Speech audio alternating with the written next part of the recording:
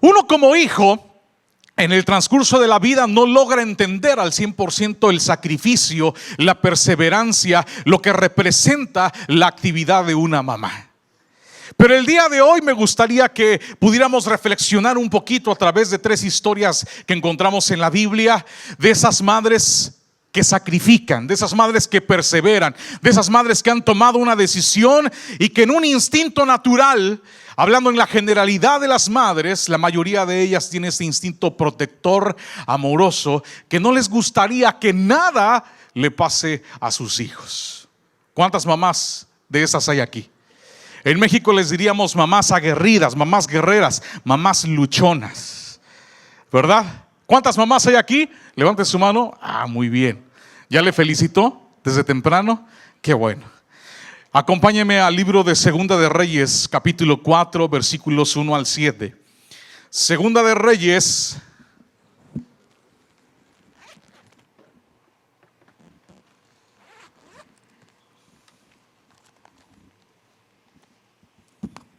aquí traigo todavía mis apuntes de este retiro, ¿verdad? Para que no se pierdan. Segunda de Reyes, capítulo 4.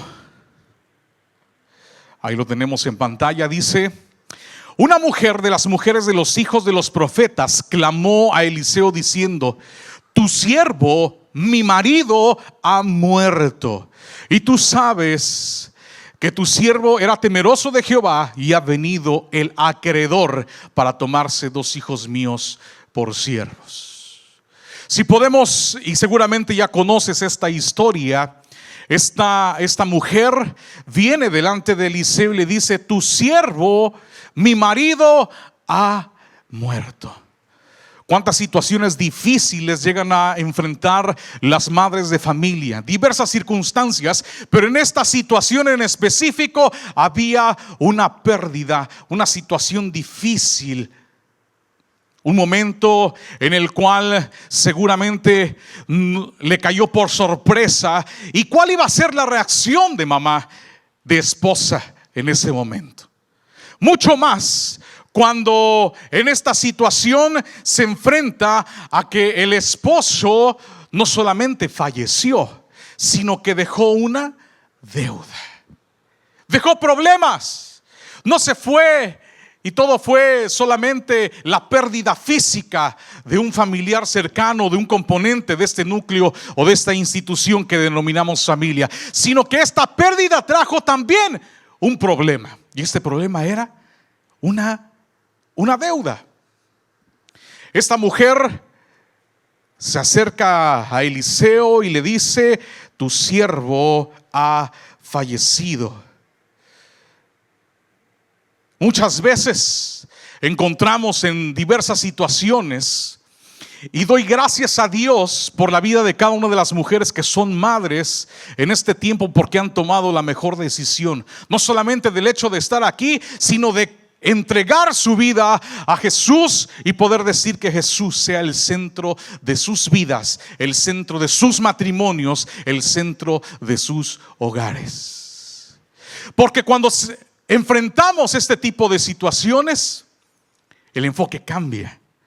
El hacerlo solo, el hacerlo en una situación sin conocer a ese Dios poderoso, a ese Dios que ha prometido estar con nosotros todos los días, es muy diferente enfrentar las circunstancias y las problemáticas cuando no tenemos ese conocimiento y el propósito que Dios tiene para con cada uno de nosotros, sabiendo que aún en la dificultad la gloria de Dios se puede manifestar y cambiar esos escenarios. Y esta mujer, yo no sé si puedes tener esta empatía, ponerte en los zapatos de esta mujer que perdió a su esposo y que no solamente le perdió físicamente, sino que aparte trajo consigo un problema, y un problema no necesariamente sencillo. Era un problema complejo. ¿Me apoyan con el versículo anterior, por favor? Para poder recordar. Una mujer de las mujeres de los hijos de los profetas clamó a Eliseo diciendo: tu siervo, mi marido, ha muerto, y tú sabes que tu siervo era temeroso. ¿Y ha venido quién? Ha venido el acreedor. Ha venido aquella persona con la cual mi esposo tenía esa deuda. Y en ese tiempo, mis hermanos, no era una solución decir estoy en bancarrota, no tengo para poder pagarte, perdóname. Había que tener una solución. Y la solución inmediata por las condiciones de esta mujer era que los hijos fueran entregados para poder servir a esta persona. ¿Cuántas madres que están aquí en una situación similar entregarían a sus hijos? Yo creo que ninguna. Yo creo que ninguna madre entregaría a sus hijos. Y por eso titular el día de hoy, una madre o una mamá a prueba de todo. Ustedes han visto primordialmente los varones, ¿verdad? Que nos gustan un poquito más los vehículos, las camionetas, los jeeps, que buscamos esas cualidades de que puedan entrar a todo terreno. En el caso de Oaxaca, del lugar donde vengo, orográficamente es una zona en la cual encontramos desde valle hasta sierra, montaña, lugar con pavimento, lugar de pura tierra. Y seguramente para los espíritus aventureros, el tener un vehículo, como le llamamos, todoterreno o 4x4, nos gustaría para poder estar en esos lugares. Y estos vehículos 4x4 se caracterizan porque no ven obstáculo. Pueden entrar o incursionar a cualquier tipo de terreno. Y así hay muchas mamás, hay muchas madres que son guerreras, que son disciplinadas, que son perseverantes. Y que aún viniendo los tiempos de alegría y de bonanza, pues están en un tiempo de calidez y de amor con su familia. Pero cuando vienen las dificultades, no hay obstáculo que pueda detenerlas. Ellas ahí muestran una fortaleza y una decisión, pero sobre todo una determinación de poder cuidar y velar por su familia. Yo me imagino a esta madre en estas circunstancias obrando de esta manera. No ser una mamá tranquila de decir, bueno, me están pidiendo a mis hijos, no tengo con qué pagar, pues llévatelos. ¿Usted haría eso? Ni por un segundo, no lo pensaría sin dudarlo, ¿verdad? No cabe opción. Y entonces esta mamá es una mamá a prueba de todo, porque aún viendo esa dificultad, ella dijo, yo no me voy a quedar aquí. La solución no es poder entregar a mis hijos. Y podemos avanzar y dice el versículo 2, y Eliseo le dijo, ¿qué te haré yo? Declararé ¿qué tienes en tu casa? Y ella dijo, tu sierva ninguna cosa tiene en casa, sino una vasija de aceite. El siguiente versículo, por favor. Él le dijo, ve y pide para ti vasijas prestadas de todos tus vecinos, vasijas vacías. ¿Cuántas le dijo? ¿Le puso un número? Le dijo, no pocas. Consigue. Y ella obedeció. Versículo 4. Entra luego y enciérrate tú y tus hijos y echa en todas las vasijas, y cuando esté llena, ponla aparte. El siguiente, y se fue la mujer y cerró la puerta, y encerrándose ella y sus hijos, y ellos le traían las vasijas, y ella echaba del aceite. Cuando las vasijas estuvieron llenas, dijo a un hijo suyo, tráeme aún otras vasijas. Y él dijo, no hay más vasijas. Entonces cesó el aceite. ¿Qué podemos aprender de esta mujer? Buscó una solución. La solución no era el poder entregar a sus hijos. Había una situación difícil, sí, pero ahí es donde vemos a estas madres guerreras, a estas madres que no hay una solución posible de una separación o de una división en la familia, sino que ellas buscan el proteger, el cuidar. Y la resolución de esta mamá en cuanto a lo que buscó hacer era precisamente proteger a su familia. Por eso acudió con Eliseo, buscó esa guía. Y Eliseo dio una solución, y podemos ver cómo Dios obró a través de la obediencia de esta mujer. Ella empezó a recibir ese aceite, el aceite no menguó, siguió multiplicándose hasta que ya no hubo vasijas en la cual poner.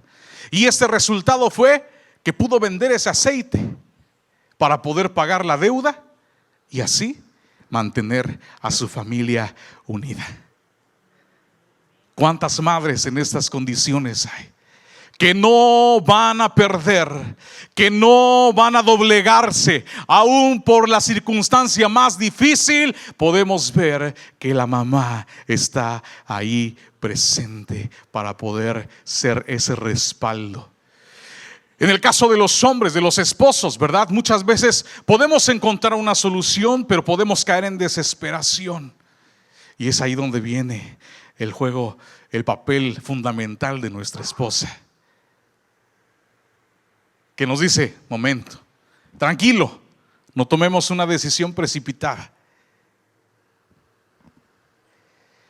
Mamás como estas, a las cuales el día de hoy damos gracias a Dios por sus vidas, porque han estado ahí mostrando ese amor de Dios para con nosotros. ¿Cuántos damos gracias a Dios por nuestra mamá? Acompáñame, esta es una de las 3 historias que quiero compartir contigo de manera breve. Encontramos en el libro de Hebreos una historia más, y seguramente esta te es más familiar. Hebreos capítulo 11.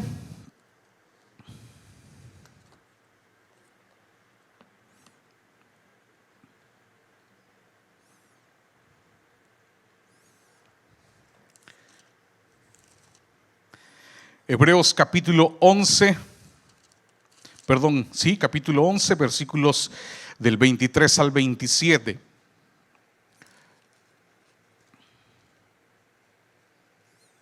Por la fe, Moisés, cuando nació, fue escondido por sus padres por 3 meses, porque le vieron niño.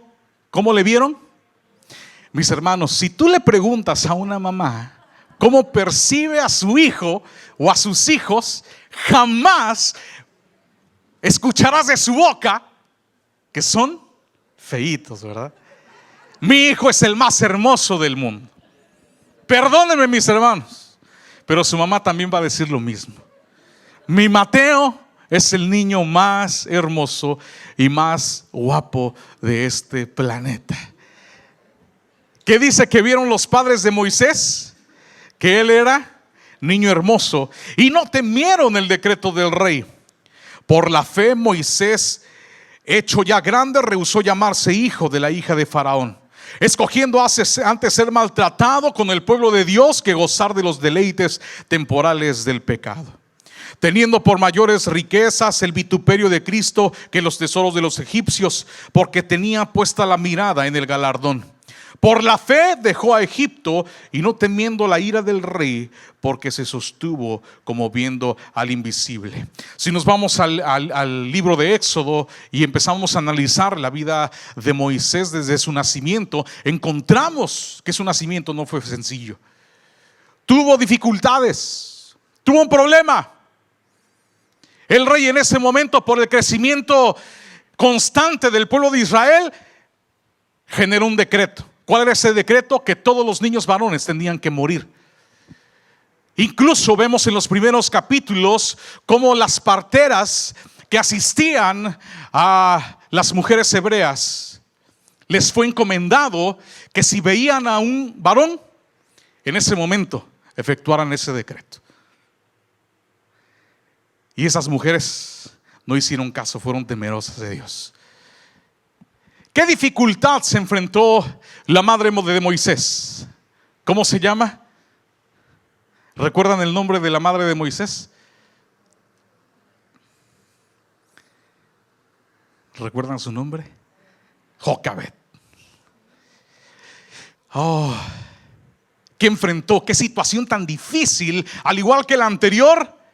En la anterior era despojarlos de sus hijos para que fueran siervos de otra persona a la cual le adeudaban una cantidad económica, si podemos verlo de esta forma. Ahora, en esta situación vemos una complicada decisión de vida que Jocabet tenía que tomar en relación a su hijo, a este hijo hermoso, que más adelante le vemos que su nombre es Moisés. Ahora imagínense estar en esa situación. ¿Cuántas mamás dirían, bueno, pues es un decreto del rey, ni modos, hijo, te tocó nacer varón y pues me dio gusto conocerte y ahora vas a morir? Yo creo que Ninguna de las mamás que están en este momento, en este lugar, permitirían una situación de esa índole. ¿A qué grado llegó Jocabed, que hizo lo imposible para que la vida de su hijo permaneciera y el propósito que Dios tenía para Moisés fuese cumplido? Gracias a Jocabed y a ese amor que manifestó hacia Moisés, podemos ver todo lo que Moisés logró una vez que recibió ese llamado por parte de Dios. Una mujer que no cedió ante la dificultad. Y así hay mujeres en la actualidad, mujeres que doblan sus rodillas, que están ahí constantes, y no solamente en un ámbito espiritual, sino en un ámbito cotidiano. Mujeres que están ahí todos los días buscando el crecimiento, la protección de su familia. Mamás que sin ser chefs son las que tienen el sazón exquisito en la casa, que sin ser de profesión tal vez eléctricos o ingenieras, siempre encuentran una solución a un aparato descompuesto. Una mamá que sin ser maestra se sienta con los hijos para poder acompañarles en la tarea, e incluso termina aprendiendo más que los hijos. Y lo repite, si tienes más de un hijo, una y otra vez, ¿verdad? Las matemáticas básicas al menos están 1, 2, 3 veces. Esas son las mamás todoterreno. Esas son nuestras madres a prueba de todo, que no hay dificultad que pueda hacerles frente. Y en esta situación de Moisés, Jocabed también manifestó tener estas características: valentía, determinación, sacrificio. Y conocemos la historia de Moisés, que Dios incluso permitió que fuera lanzado en el río, que fuera encontrado por una de las hijas del rey y posteriormente ella misma pudiera criarlo. Vemos la mano de Dios ahí en todo eso. Pero sobre todo vemos estas características de una madre a prueba ¿de qué? De todo. Una madre a prueba ¿de qué? De todo. ¿Por qué no volteas en esta mañana y le dices: mamá, de verdad reconozco que tú eres una mamá a prueba de todo? A prueba de todo.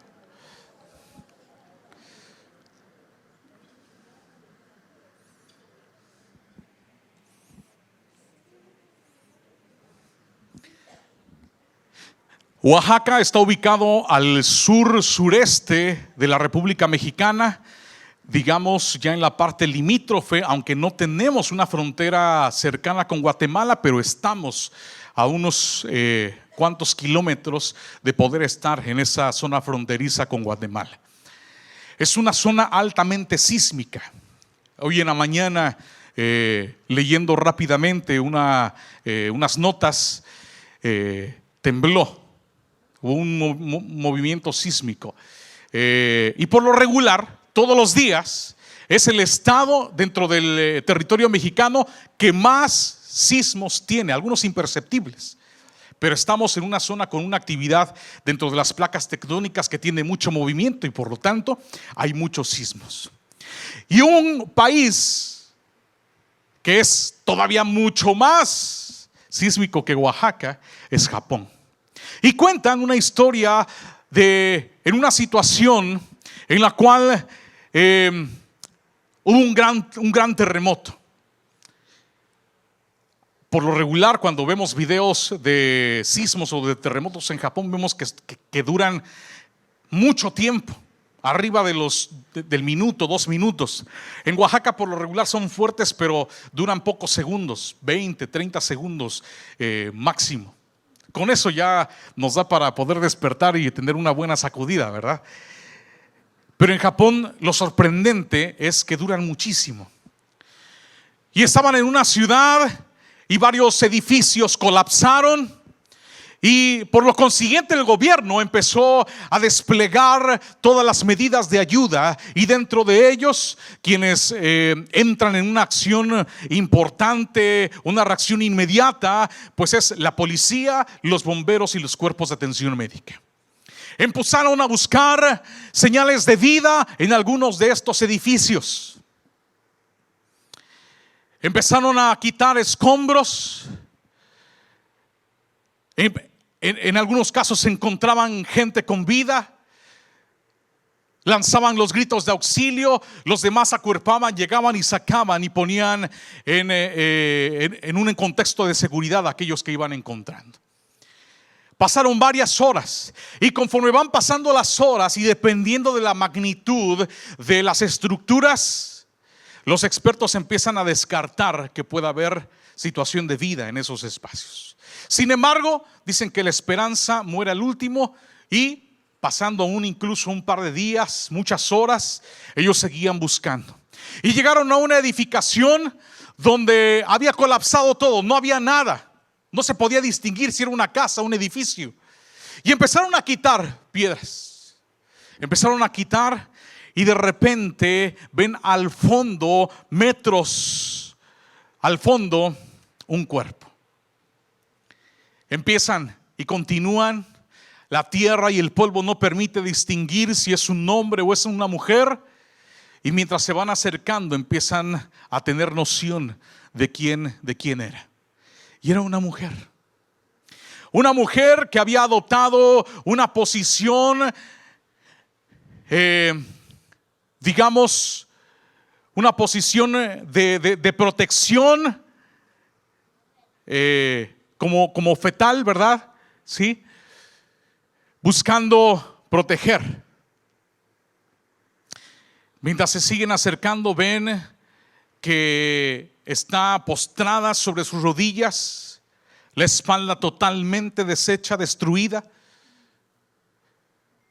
Y llega un momento en que no logran alcanzar el cuerpo.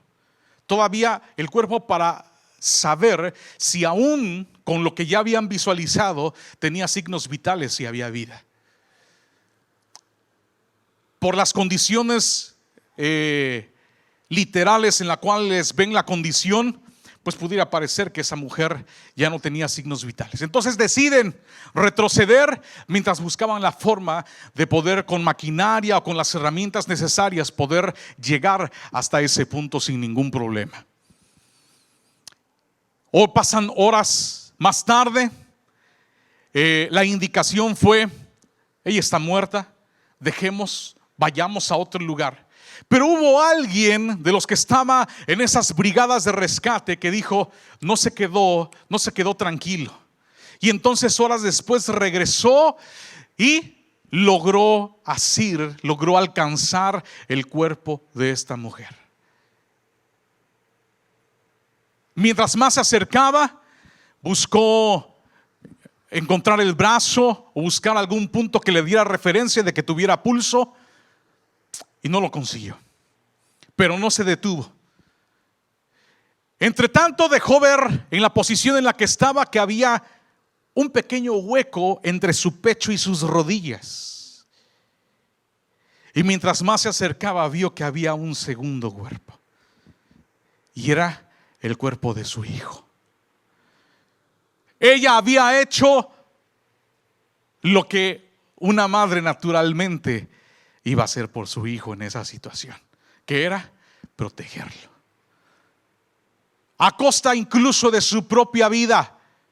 Así son nuestras mamás, así son las madres. Ellos no van a buscar, no van a permitir que algo más que no está a su alcance pueda afectarnos o dañarnos. Si eso hacemos de manera natural y de manera física, cuánto más en un contexto espiritual. Así como nuestras madres hacen eso por protegernos, hay muchas madres que en este momento están, y reconocemos que han pasado años, que incluso desde el nacimiento han estado día y noche velando y orando, doblando sus rodillas, derramando lágrimas por ti y por mí. A esas mamás reconocemos el día de hoy. Y para terminar con esta historia, lograron sacar el cuerpo de entre ese espacio del pecho y las rodillas de la madre.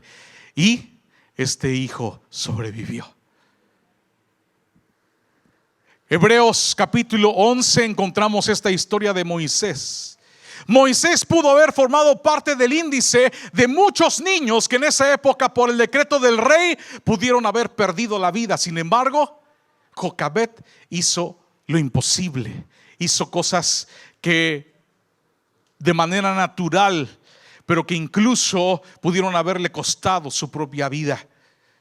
Y vemos a ese Moisés en el cumplimiento del propósito de Dios, liberando al pueblo de Israel. Pero quiero llevarte a un escenario y a una tercera historia que encontramos en la Biblia de una mujer en una situación difícil, pero pero más extrema de las dos historias anteriores, y todavía mucho más extrema de lo que te acabo de comentar de esta madre en Japón. Acompáñame al libro de 2 de Samuel capítulo 21.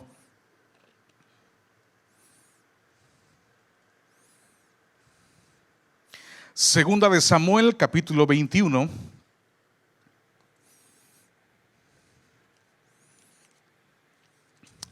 Estoy estrenando una Biblia nueva. Adivinen quién me la regaló. Mi mamá. Segunda de Samuel capítulo 21.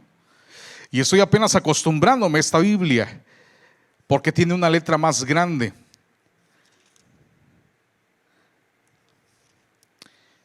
Dice capítulo 21, el título dice: Venganza de los Gabaonitas. Hubo hambre en los días de David por 3 años consecutivos. Y David consultó a Jehová, y Jehová le dijo: es por causa de ¿quién? De Saúl. ¿Quién fue Saúl? El rey que le antecedió. Y por aquella casa de sangre, por cuanto mató ¿a quién? A los Gabaonitas. Entonces el rey llamó a los Gabaonitas y les habló. Los Gabaonitas no eran de los hijos de Israel, sino del resto de los amorreos, a los cuales los hijos de Israel habían hecho un juramento. Recordamos parte de esta historia. Josué y el pueblo de Israel habían entrado en un pacto anteriormente para no tocar a los Gabaonitas, pero Saúl violó ese pacto. Por eso nos encontramos en esta situación. Pero Saúl había procurado matarlos en sus celos por los hijos de Israel y de Judá. Dijo pues David a los Gabaonitas: ¿qué haré por vosotros, o qué satisfacción os daré para que bendigáis la heredad de Jehová? Los Gabaonitas le respondieron: no tenemos nosotros querella sobre plata ni sobre otro con Saúl y con su casa, ni queremos que muera hombre de Israel. Y él les dijo: lo que vosotros dijereis haré. Ellos respondieron al rey: de aquel hombre que nos destruyó y que maquinó contra nosotros para exterminarnos sin dejar nada de nosotros en nuestro territorio de Israel, désennos 7 varones de sus hijos. ¿Para qué? Para que los ahorquemos, para que les quitemos la vida delante de Jehová en Gabá de Saúl, el escogido de Jehová. Y el rey dijo: yo los daré. Y perdonó el rey a Mefiboset, hijo de Jonatán, hijo de Saúl, por el juramento de Jehová que hubo entre ellos, entre David y Jonatán, hijo de Saúl. Pero tomó el rey a 2 hijos de ¿quién? Y de este caso quiero conversar en estos últimos minutos. La historia de Rispa. Pero el rey tomó a 2 hijos de Rispa, de Ajá, los cuales ella había tenido de Saúl, Armoni y Mefiboset. No es el Mefiboset que menciona en unos versículos anteriores. Y a 5 hijos de Mical, hija de Saúl. Tomó entonces a 2 hijos y a 5 nietos, los cuales ella había tenido de Adriel, hijo de Barzilai, Meolatita, y los entregó en manos de los gabaonitas, y ellos los ahorcaron en el monte delante de Jehová. Y así murieron junto a aquellos 7, los cuales fueron muertos en los primeros días de la siega y al comenzar la siega de la cebada. Ponga mucha atención en estos siguientes versículos. Dice: entonces Rispa, hija de Aja, tomó una tela de cilicio y la tendió sobre el peñasco desde el principio de la siega hasta que llovió. Desde el día que hubo la cosecha hasta el día que llovió, más o menos se calcula un tiempo entre los 5 a los 6 meses que ella permaneció en esa tela de cilicio y la tendió sobre el peñasco. Y escuchen muy bien: no dejó que ninguna ave del cielo se posase sobre ellos de día, ni fieras del campo de noche. Y fue dicho a David lo que hacía Rispa, hija de Aja, concubina de Saúl. Entonces David fue y tomó los huesos de Saúl y los huesos de Jonatán su hijo, y los hombres de Jabes de Galaad, que los habían hurtado de la plaza de Betzán, donde los habían colgado los filisteos cuando los filisteos mataron a Saúl en Gilboa.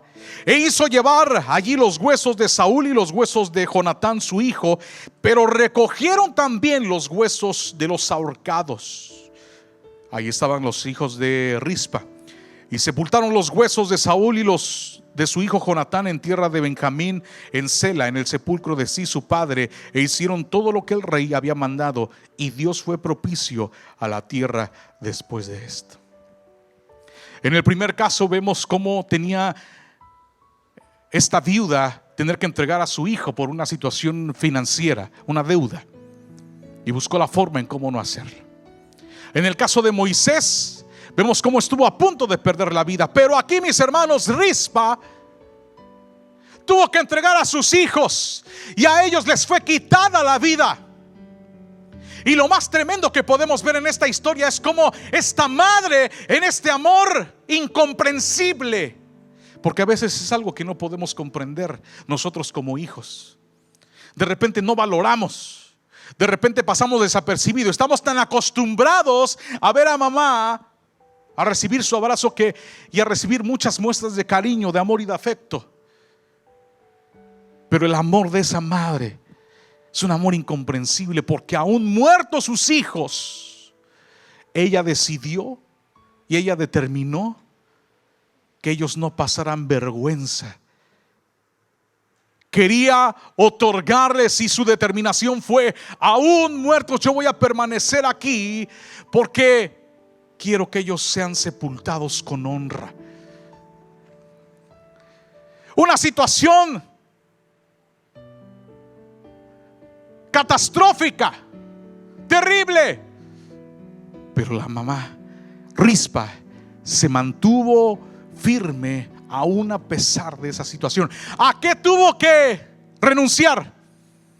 Imagínense 5 o 6 meses cuidando los cuerpos inertes, ahorcados, muertos de sus hijos.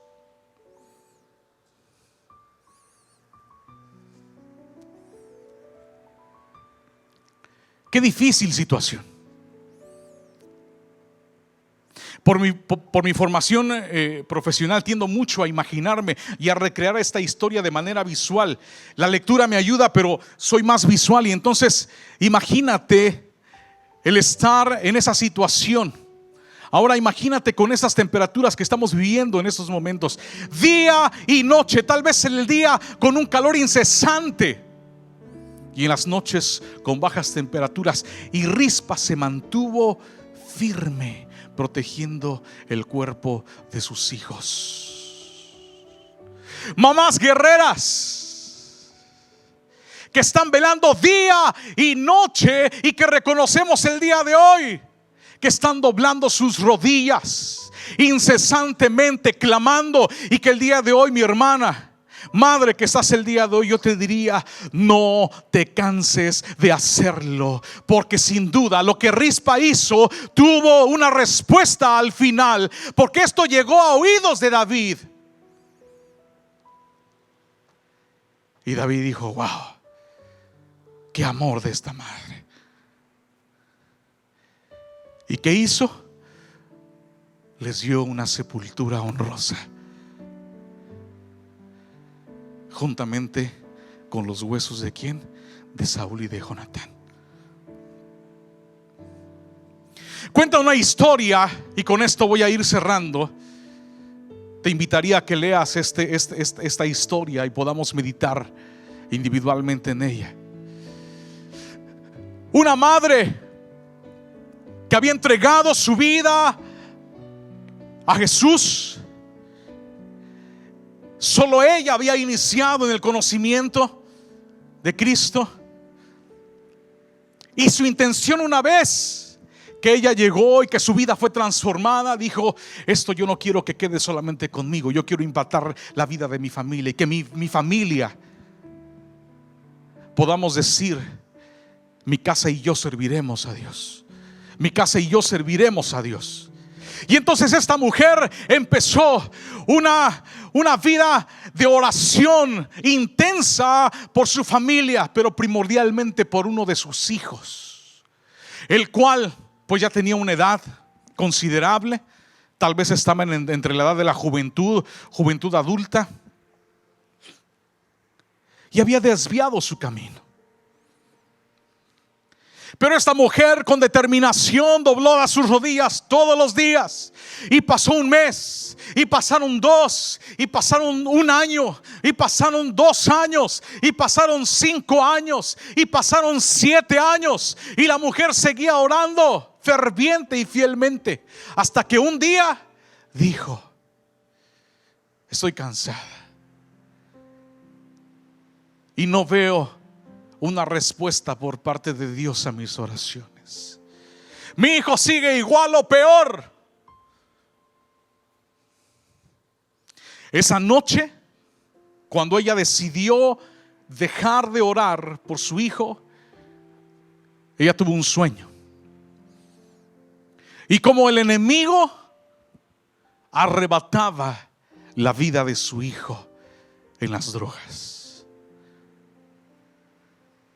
Y en el sueño alguien le decía: la razón por la cual esto no ha llegado a esta situación es porque tú estás orando por tu hijo. Las familias que están aquí y que están completas, mis hermanos, madre que estás el día de hoy aquí, no te canses de orar por tu hijo, por tu hija. Mamás que por alguna razón no tienen a sus hijos cerca o están en otro lugar, mis hermanas, no nos cansemos de orar y velar por nuestros hijos en oración. Encontramos en la escritura que el enemigo, el diablo, está como león rugiente buscando a quien devorar. Y sin duda que nuestros hijos también están siendo acechados. Mamás valientes, mamás guerreras, mamás que están a prueba de todo,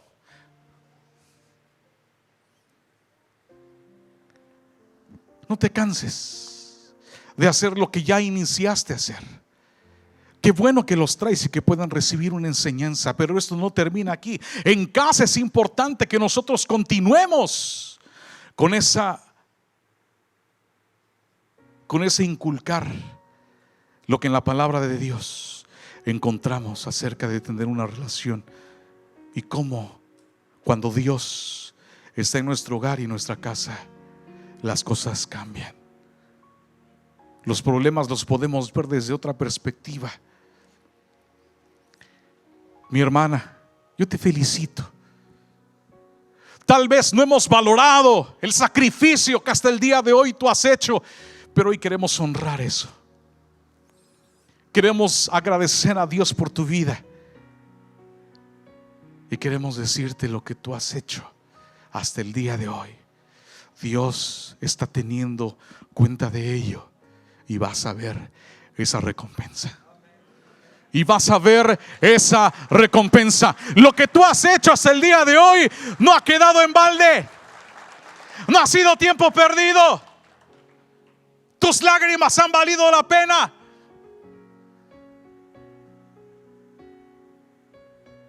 O estás viendo, o pronto verás la respuesta de Dios a ese clamor y a esa oración. Ponte de pie en esta hora. Y yo te invitaría, si eres hijo, si eres esposo, acércate ahí a mamá. Acércate a tu esposa. Mis hermanos ya lo decían hace unos momentos que qué bueno que si el día de hoy tú te levantaste, o desde el día de ayer o esta semana te adelantaste y dijiste: hoy quiero tomar un tiempo para ir a comprar un regalo para mamá, entregarle algo que a ella le guste, unas flores, algo que le guste de comer, algo para ella. Porque hemos cometido el error de hacer regalos que sin duda los recibe ella, pero que el beneficio es para nosotros, ¿verdad? Suele pasar todavía con mucha cotidianidad. Que una plancha, ¿para quiénes? Pues sí, es para mamá, pero me plancha a mí, ¿verdad? Hoy, mis hermanos, el mejor regalo que podemos dar a mamá el día de hoy es darle gracias a Dios y orar por ella y bendecirle. El regalo que podemos dar de manera cotidiana, porque no solamente se trata de este día, no solamente se trata de recordar a mamá el segundo domingo de mayo. Se trata de que todos los días, con nuestras actitudes, con nuestra obediencia, con nuestra honra, con lo que sale de nuestra boca, eso alegra el corazón. Si alegra el corazón de Dios, ¿cuánto más alegrará el corazón de mamá? Verle con esa sonrisa. Abrázale, que tienes oportunidad. Que te regañó mamá. Mamá, gracias por regañarme. Hay un poema o una narrativa que dice: yo tuve la mamá más mala del mundo. Pero no porque fueran castigos, sino porque la mamá sabía y sabe que es lo mejor, así como Dios sabe que es lo mejor para nosotros. Nuestra madre obra de la misma manera. Quiere lo mejor para nosotros. Y si nos hacía comer verduras, aunque no nos gustaran, no es porque era una obligación, es porque es lo mejor para tu salud. Que no te deja salir con ciertas amistades, no es porque no quiera, sino porque sabe, mamá, lo que es mejor para ti. ¿Por qué no oramos en esta tarde, en esta mañana, y le damos gracias a Dios por nuestra mamá?